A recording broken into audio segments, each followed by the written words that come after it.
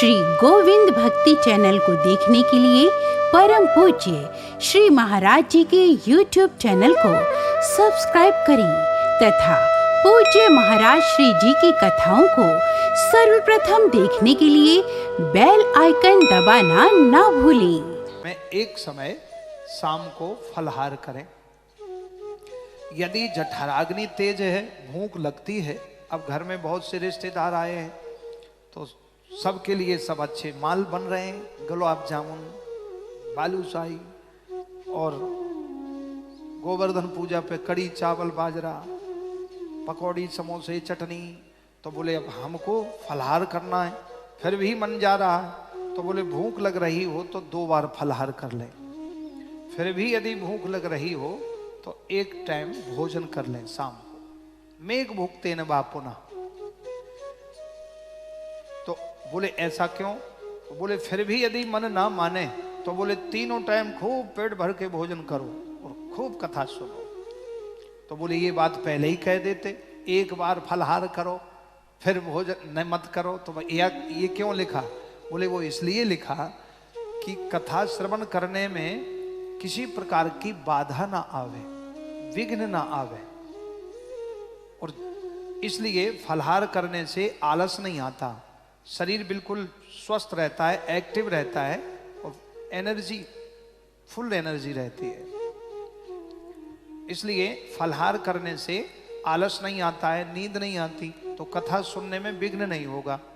और यदि जिसकी अच्छी कैपेसिटी है या भोजन करने का अभ्यास है कि 3 टाइम भोजन करे और कथा सुने, नींद ना आवे, तो 3 टाइम यानी कथा श्रवण करने में किसी प्रकार का विघ्न ना हो, वो बात कही है। भोजनम तु वरमण्ये कथा श्रवण कारकम नोपवासो वराह प्रोक्ता कथा विघ्न करो यदि। नोपवासो वराह प्रोक्ता कथा विघ्न करो यदि।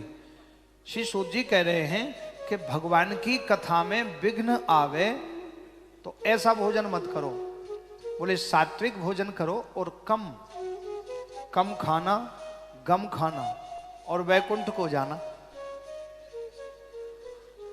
इसलिए भगवान की कथा में विघ्न ना आवे, सुनते समय आलस ना आवे शरीर में, इसलिए फलहार करना चाहिए।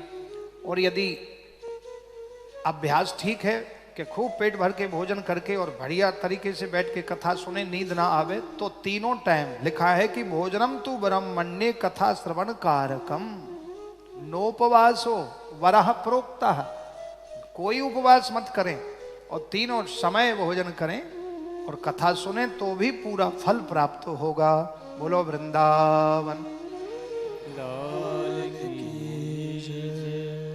और भगवान की कथा में नींद आवे तो समझो कि पार्वती मैया की कृपा हो रही है। स्वाभाविक नींद आती है, जरूर आती है। क्यों आती है? क्योंकि ये जो निद्रा देवी है ना, ये निद्रा देवी कौन है पता है? ये कुंभकर्ण की पत्नी है।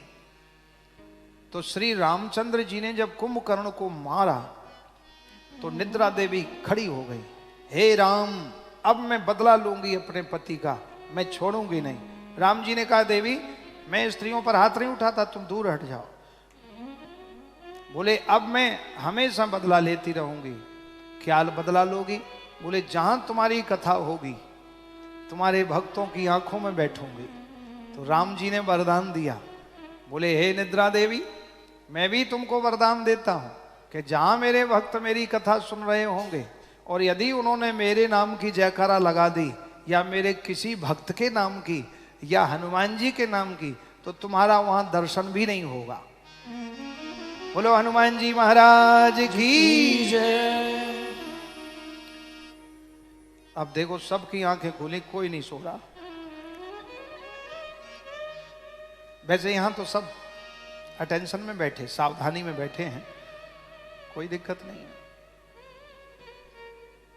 कभी नींद आ जाए तो एक्स्ट्रा पहले से ही बोल दिया है एडवांस में, तो नींद आएगी नहीं। हाँ, जैसे डॉक्टर लोग पहले से एडवांस डोज ले लेते हैं तो फिर उनको बीमारी नहीं आती किसी प्रकार की। ऐसे ही ये नींद की एक भक्ति पथ में बीमारी है। एक बार मीराबाई भजन कर रही थी, तो मीराबाई हमेशा भगवान को उस भजन सुनाया करती थी। तो भजन सुनाते सुनाते भगवान श्याम सुंदर बालकृष्ण प्रभु ऐसे ठोड़ी पे हाथ लगा के और मीराबाई का भजन सुना करते थे। घुंघराले केस भगवान के और मोर पंख का मुकुट, कानों में कुंडल और बड़े सुंदर स्वरूप। और मीराबाई अपना वीणा लेके एक तारा और गाती थी श्याम सुंदर के लिए। तो भगवान श्याम सुंदर उनका गीत सुनने आया करते थे। एक दिन की ऐसी घटना कि मीराबाई 3 दिन 3 रात सोई नहीं, कीर्तन करती रही। चौथे दिन की रात्रि में थोड़ी सी नींद आ गई, झपकी लग गई। तो भगवान आए और आके मीराबाई के दर्शन करके और चले गए। मीराबाई की नींद खुली और नींद खुलते ही देखा मीराबाई ने कि भगवान श्याम सुंदर श्री कृष्ण के चरण चिन्ह बने हैं। उन चरण चिन्हों की रज को अपने हृदय से लगाया, अपने मत्थे से लगाया और बहुत रोई कि हाय ये बैरन नींद आ गई मेरे को, और ये बैरन निदिया आए के मेरे श्याम सुंदर कन्हैया को भुलाए गई। नींद ना आती तो मोको भगवान श्याम सुंदर के दर्शन है जाते। भगवान नित्य मीराबाई को दर्शन दिया करते थे कीर्तन सुनाते समय। तो मीराबाई कह रही कोई ग्राहक होए तो मैं इस नींद को बेच दूंगी। कोई यदि ग्राहक होए तो मैं इस नींद को बेच दूंगी, क्योंकि ये नींद भगवान से मिलने में बाधा कर रही है, बाधक है। कोई तेरो ग्राहक होए नींद तो है बेचूंगी।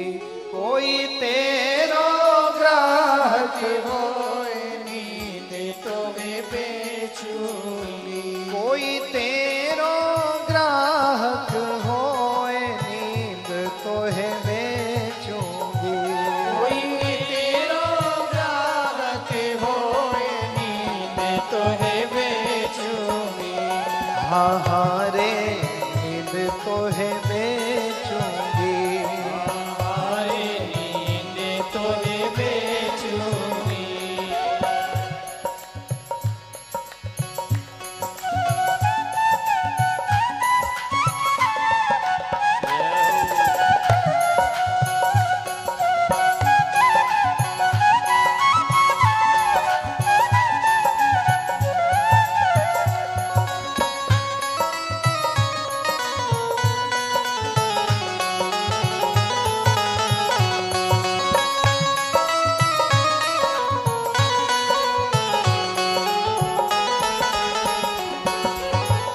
आए मोहन फिर गए अंगना। आए मोहन फिर गए अंगना। आए मोहन फिर गए अंगना। आए मोहन फिर गए अंगना। मैं बैरिन गई सोए नींद तो है बेचूंगी। हारे नींद तो है बेचूंगी।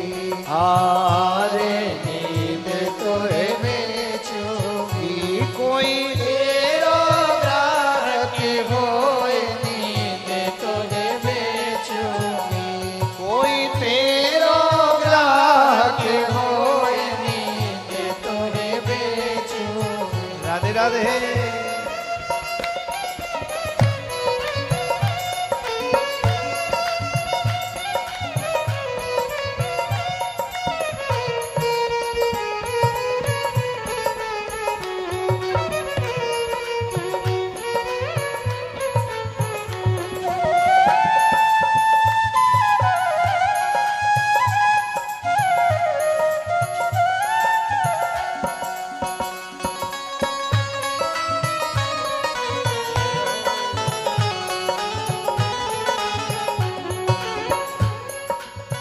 कहा कहूँ मेरो बस नहीं चले। कहा कहूँ कछु बस नहीं चले। कहा कहूँ कछु बस नहीं मेरो। कहा कहूँ कछु बस नहीं मेरो। कहा करूं कछु बस नहीं मेरो, कहा करूं कछु बस नहीं मेरो। निदिया पड़ी पछोड़ नींद तो है बेचूंगी, कोई तेरो ग्राहक होए नींद तो है बेचूंगी। ये कोई तेरो ग्राहक होए नींद तो है बेचूंगी। हाँ हाँ रे नींद तो है बेचूंगी, हाँ हाँ रे नींद तो है बेचूंगी। ये कोई तेरो ग्राहक होए नींद तो है बेचूंगी।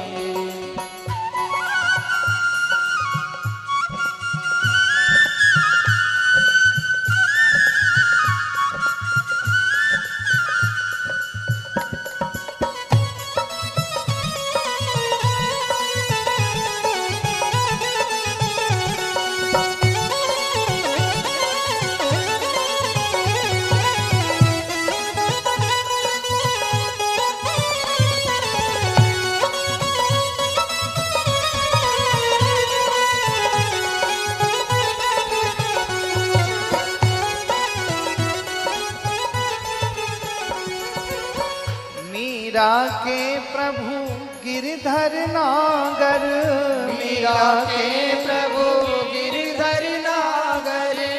मीरा के प्रभु गिरधर नागर, मीरा के प्रभु गिरधर नागर। पायो धन दियो खोए नींद तो है बेचूंगी, पायो धन दियो खोए नींद तो है बेचूंगी। कोई तेरो ग्राहक होए नींद तो है बेचूंगी। हाँ हाँ रे नींद तो है बेचूंगी। हाँ हाँ रे नींद तो है बेचूंगी। कोई तेरो ग्राहक ग्राहक होए नींद तो है बेचूंगी। कोई तेरो ग्राहक होए नींद तो है बेचूंगी। कोई तेरो ग्राहक होए नींद तो है बेचूंगी। हाँ हाँ रे नींद तो है बेचूंगी। हाँ रे नींद तो है बेचूंगी। बोलिए गोविंद भगवान की जय। इसलिए नींद स्वाभाविक है आना। मीराबाई को भी नींद आ गई। अक्सर भक्तों पर ही अटैक करती है नींद, क्योंकि ये निद्रा देवी है ना, कुंभकर्ण की पत्नी है, तो ये अपना बदला लेना चाहती है। लेकिन जो भगवान की शरण में रहेगा तो निद्रा देवी उनका कुछ नहीं बिगाड़ सकती। नींद अच्छे अच्छे शिष्यों को भी आ जाती है। एक बार गुरु जी कथा कर रहे थे, प्रेम से बोलो राधे राधे। एक गुरु जी कथा कर रहे थे, तो अपने शिष्यों के यहाँ कथा करने के लिए गए। साथ में चेला जी थे। चेला जी का नाम था भोला राम। हाँ, भोला राम नाम था।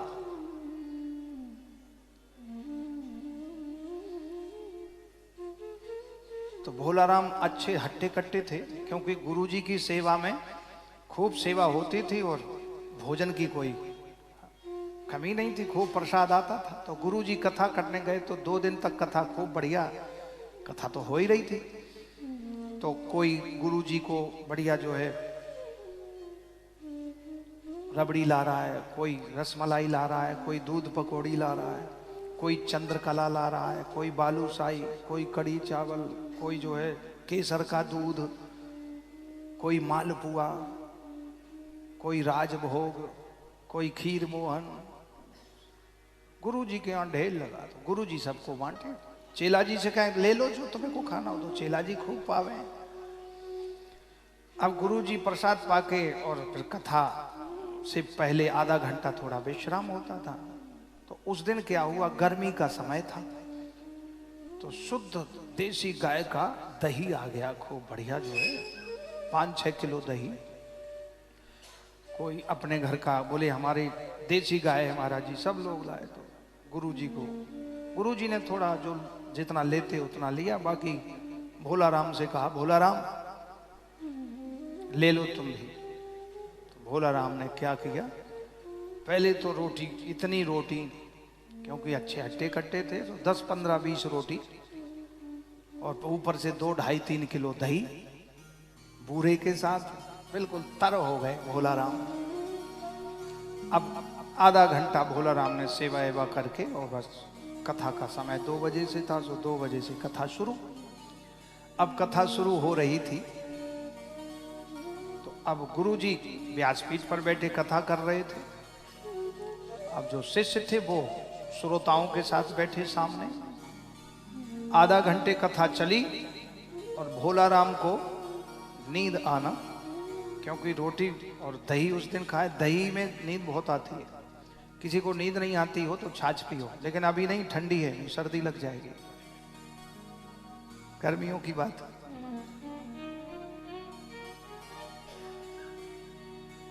भोला राम आधा घंटे बाद झटका लेने लगे नींद के।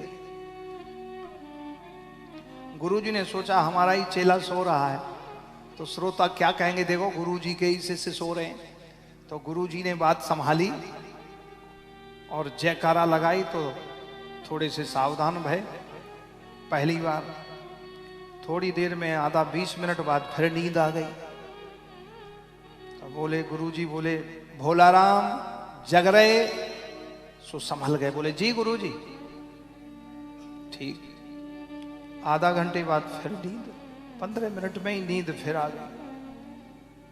बोले इसको गहरी नींद आ रही। बोले भोला राम जग रहे? बोले जी गुरुजी। बोले कैसा आदमी, जग रहा नहीं, सो रहा है, वो कह रहा है जग रहा हूं।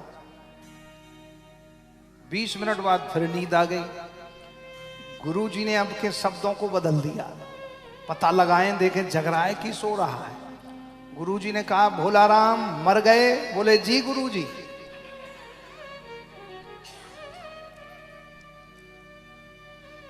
बोले तुम तो जिंदा हो, कहां मरे? तो नींद जो है ये कभी भी किसी को आती है, कब आती है? जब आलस्यमय शरीर होता है या परिश्रमित शरीर हुआ। इसलिए भगवान की कथा सुनते समय ऐसा भोजन करें कि कथा में नींद ना आवे। सबसे मुख्य प्रयोजन यही है कम खाने का। अन्न ही खाएं लेकिन स्वल्प आहार, थोड़ा लें, या फलाहार करें, या तीनों टाइम ही अन्न लें, तीनों समय अन्न ग्रहण करें, लेकिन इतना ग्रहण करें कि आपको नींद ना आवे। यानी कथा सुनने के लिए खाएं, कथा में सोने के लिए ना खाएं। इसलिए भोजनम तु ब्रह्मण्ये कथा श्रवण कारकम नोपवासो वराह प्रोक्तः। बोले उपवास की कोई आवश्यकता नहीं है। बोले नोपवासो वराह प्रोक्तः। कथा विघ्न करो यदि कथा में विघ्न होता है तो फिर उपवास ना करें और आप तीनों समय भोजन करें, लेकिन हिसाब से स्वल्प आहार, थोड़ा थोड़ा लें। श्री सुखदेव सूत जी महाराज ने इस प्रकार से श्रीमद् भागवत की कथा के महत्व को श्रवण कराते हुए कहा कि कथांते हवनम कुर्यात गायत्र्याते युते बुधहि न्यूनत्वम परिहारार्थे पठेन नाम सहस्रकम। कथा के 7वें दिन, पूर्ण कथा के बाद 8वें दिन हवन करावें। विष्णु सहस्रनाम गायत्री मंत्र से, पुरुष सूक्त से, रुद्र सूक्त से, श्री सूक्त आदि से, और जो नित्य पूजन चलता है गणेश, अंबिका आदि देवियों का और सभी देवी देवताओं के नाम से आहुति दें। इसके बाद फिर संत ब्राह्मणों को भोजन करावें। इसके बाद सभी कुटुंब, रिश्तेदार, परिवार वालों को बुला के भोजन प्रसाद कराएं। तब ये पूर्ण फल की प्राप्ति होती है। यज्ञ में पूर्ण आहुति करके फिर जो है दिव्य भगवान से वंदन करें, प्रार्थना करें। ये कथा का नियम। कथांते हवनम कुर्यात गायत्र्या त्वयुतम बुधई न्यूनत्वा परिहारार्थे पठे नाम सहस्रकम। इस प्रकार से भागवत कथा का ये दिव्य नियम। बोले जो नियम पूर्वक कथा श्रवण करते हैं तो वह कथा श्रृणुयाच्च कथा मीमाम, कथा श्रवण करके उनको परम पद की प्राप्ति होती है, भगवान के धाम को पहुंच जाते हैं। बोलो वृंदावन बिहारी लाल की जय। भागवत में प्रवेश किया। श्रीमद् भागवत के प्रथम स्कंद के प्रथम श्लोक में, वैसे विद्वानों ने 108 अर्थ बताए हैं भागवत के प्रथम श्लोक मंगलाचरण में, अनेक अर्थ बताए हैं। तो बोले भागवत का मंगलाचरण ब्रह्म सूत्र से किया गया है।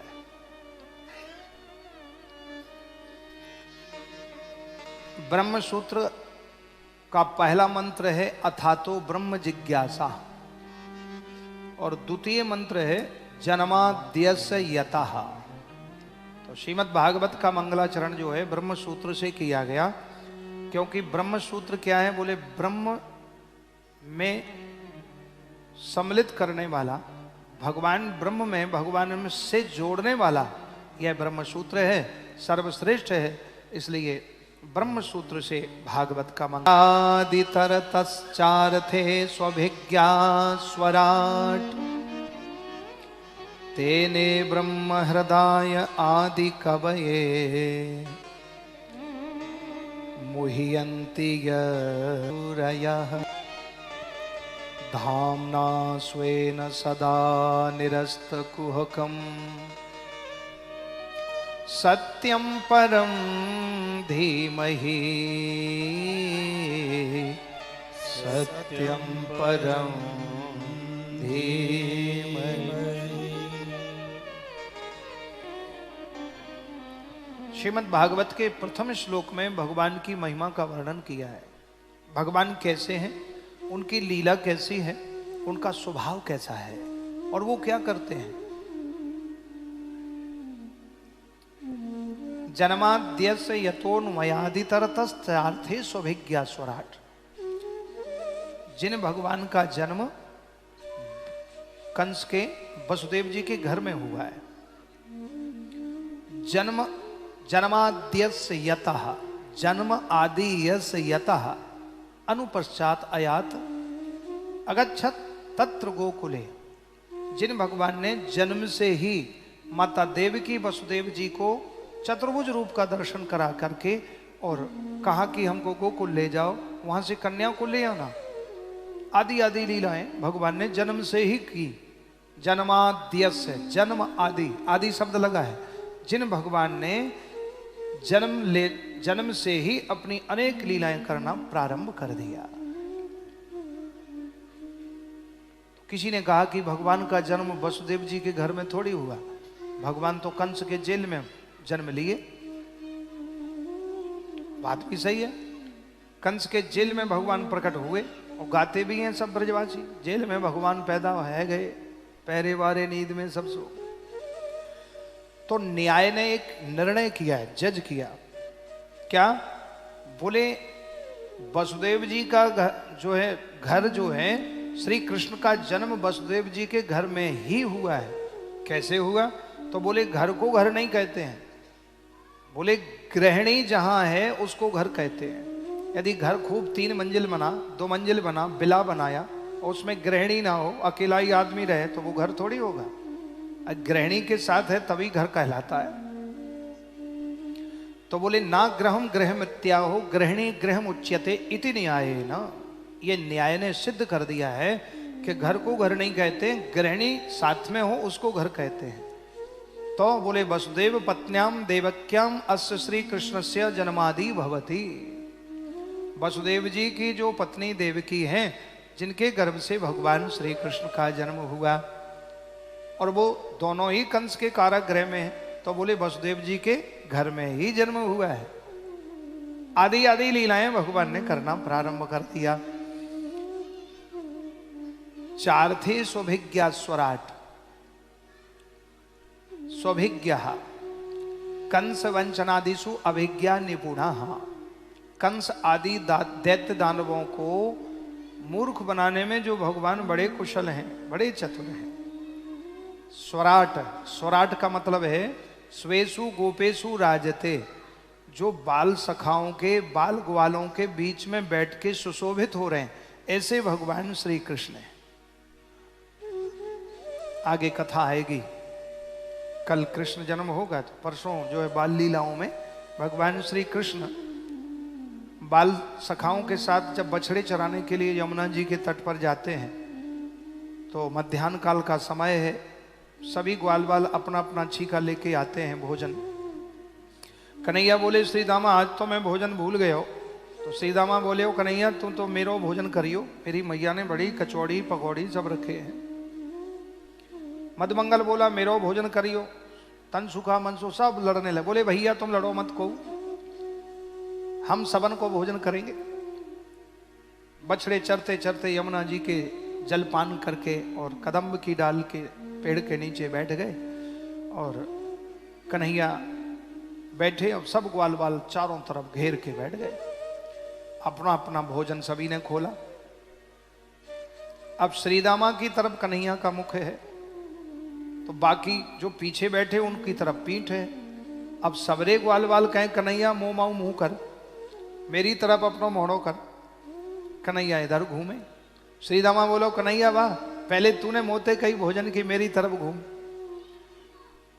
प्रत्येक ग्वाल वालों को ऐसे लग रहा है कि कन्हैया मेरी तरफ देखें। प्रत्येक ग्वाल बाल की यह इच्छा है कि कन्हैया का मुख मेरी तरफ होवे। तो भगवान ने सभी ग्वाल बाल सखाओं के मन के भाव को समझ लीनो और समझ के ऐसा रूप धारण कीनो कि प्रत्येक ग्वाल बाल को ऐसे प्रतीत है रहे हो है कि कन्हैया का मुख मेरी तरफ ही है। ऐसा रूप देख करके ब्रह्मा जी आकाश ब्रह्मलोक से पुष्प वृष्टि कर रहे हैं और श्री ब्रह्मा जी नेति नेति प्रार्थना कर रहे हैं, धन्य है प्रभु आपकी लीला, ना इति, आपकी लीला का कोई अंत नहीं है। तो जो बाल सखाओं के बीच में बैठकर सुशोभित हो रहे ऐसे स्वराट, उनको स्वराट कहते हैं। स्वेसु गोपेसु राजते इति स्वराट। भगवान बछड़े चराते चराते ब्रिजरज उनके केसों में, घुंघराले केसों में छा गई, आच्छादित तो हो गई और भगवान के मुखमंडल पर, श्री मुख कमल पर ब्रिजरज लिपट गई। ऐसे धूर भरे भगवान श्याम सुंदर ब्रिज धूली से धूसरित अंग सुशोभित हो रहा है। लोग तो क्रीम पाउडर लगा के सुंदर बनना चाहते फिर भी नहीं बन पाते, लेकिन ब्रिजरज में वो सुंदरता है। ब्रिजरज ने जिसने ब्रिजरज को लगा लिया उसका तो जीवन धन्य हो गया, परमात्मा मिल गया। ब्रज धूल ही प्राणों से प्यारी लगे, ब्रज मंडल माही बसाए रहो, रसिकों के सुसंग में मस्त रहूं, जग जाल से नाथ बचाए रहो। नित बाकी झांकी निहारा करूं, छवि छाक से नाथ छकाए रहो, अहो बांके बिहारी यही विनती, मेरे नैनों से नैना मिलाए रहो, मेरे नैनों से नैना मिलाए रहो। धूर भरे तनु सोहत श्याम जी तैसी बनी सिर सुंदर चोटी, भरे तनु सोहत श्याम जी कैसी बनी सिर सुंदर चोटी, धूर भरे तनु सोहत श्याम जी तैसी बनी सिर सुंदर चोटी, खेलत खात फिर अंगना पग पैजनिया कटी पीली कछोटी, खात फिर अंगना पग या छवि को ब्रह्मादि बिलोकत, या छवि को ब्रह्मादि बिलोकत, भारत काम कला निधि कोटि, काग के भाग कहा कहिए हरि हाथ सो ले गयो माखन रोटी, काग के भाग कहा कहिए हरि काग के भाग कहा कहिए हरि हाथ सोले गयो मात जरूरी। भगवान अबोध बालक की तरह लीला कर रहे हैं।